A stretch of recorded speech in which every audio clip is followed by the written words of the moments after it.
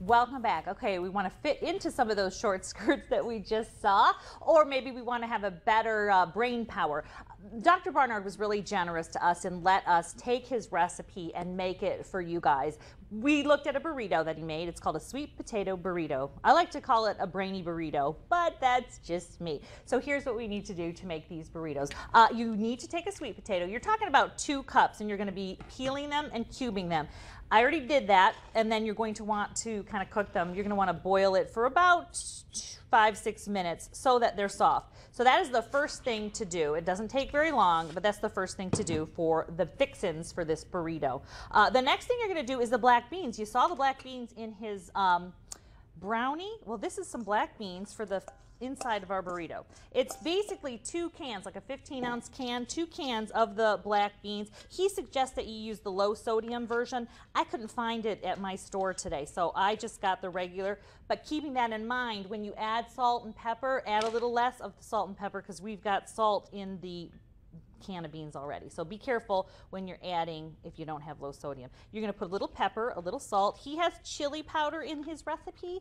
I don't, because I don't want it too spicy. I get, you know, me. I don't want it too spicy. So those are some of the ingredients in there. The other thing you put in there is a little bit of onion. This is about a teaspoon, a little bit more of finely chopped onion. That's the other ingredient that we're going to put in for our burrito.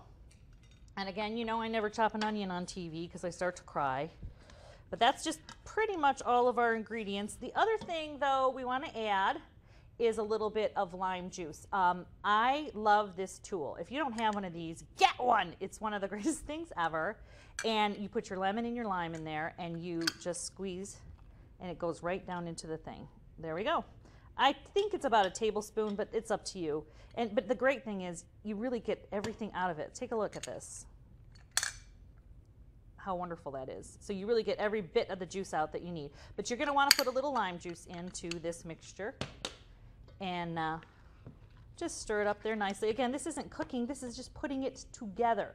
All right, another thing I want to show you, he uses a kind of a traditional tortilla. I have a product that I want to show you that it's in most grocery stores. You have to do a little looking for it, but it's called Flat Out, and they have all kinds of different flavors of Flat Out breads, but they're high fiber. There's only 9 grams of, there's 9 grams of protein and only a very few amount of carbs. They do that net carb calculation. It is a whole wheat product, and there's different flavors, but this is one of my favorite products that I've been using lately. It's a 90-calorie deal. So here we've got our mixture for our brain burrito or our sweet potato burrito, and that's it. And instead of meat, we've got our beans. You put a little bit in the middle there. I just want to get a little bit more of the sweet potato in there because I love the sweet potato. This can make several of these, of course. So I'm just going to do one for you. So that's the middle. You want to put a little bit of lettuce in there because I like the crunch. I was saying I use iceberg lettuce. A lot of times you use the fancy lettuce and everything, but in this case, it's just going inside the burrito. There's no reason for you to get all fancy. The lettuce, the iceberg lettuce will do just fine. And then finally, to make it really feel like a burrito, you're gonna put your salsa on there.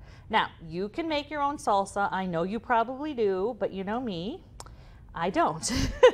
So we're just gonna put a little salsa in there, and then all of a sudden, you have got his sweet potato burrito. This is a 298-ish calorie item, okay? The problem is I am wanting even less than that. So I want to show you one other thing. He recommends, you know, using any kind of wrap that you want. The other idea that you can use is just that iceberg lettuce that I told you. And that's another reason that I picked iceberg lettuce for my version of this. I wanted a big piece of lettuce so that I could really do my burrito, wrap my burrito. This thing is going to take it down another 90 calories. So you're talking, you know, like 100-some calories for a wrap. You can eat like 4 of them and it doesn't even impact your diet, right?